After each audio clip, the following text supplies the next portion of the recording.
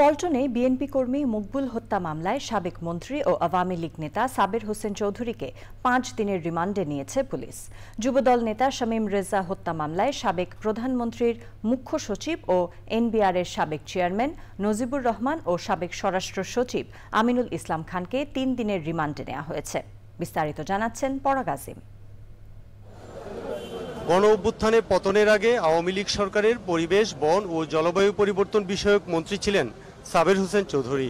2022 সালের ডিসেম্বরে ঢাকার পল্টনে বিএনপি কর্মী মকবুল হত্যা মামলায় তাকে গ্রেফতার দেখিয়ে বিকেলে সিএমএম আদালতে তোলা হয়। ওই সময় আদালত চত্বরে বিক্ষোভ দেখাতে থাকেন বিএনপি সমর্থক আইনজীবী ও সাধারণ মানুষ। মামলার তদন্তের স্বার্থে তাকে 10 দিনের রিমান্ডে নেওয়ার আবেদন করলে আদালত 5 দিনের রিমান্ড মঞ্জুর করেন।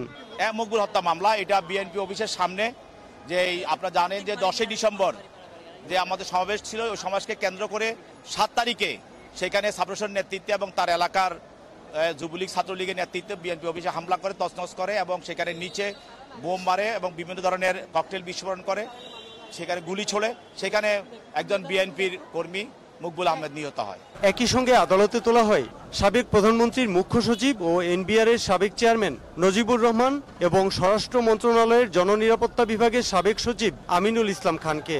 যুবদল নেতা শামীম রেজা হত্যা মামলায় তাদের 10 দিন করে রিমান্ডে নেওয়ার আবেদন করে পুলিশ। 10 তারিখে বিএনপি যে সমাবেশ হয়েছিল, এই সমাবেশের সময় প্রধান বিচারপতির কার্যালয়ের সামনে যুবলীগ এবং ছাত্রলীগ অতর্কিতভাবে আক্রমণ করে।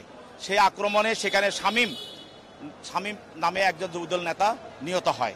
এই হত্যার সঙ্গে প্রাথমিকভাবে তদন্তকারী কর্মকর্তা যারা মোহাম্মদ আমিনুল ইসলাম খান এবং নজিবুর রহমানের তাদের জড়িত থাকার বিষয়টি নিশ্চিত হন।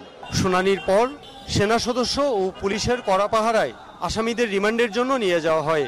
ওই সময়ও বিক্ষোভ দেখায় আইনজীবী সহ সাধারণ মানুষ। পরাগ আজিম, চ্যানেল আই, ঢাকা।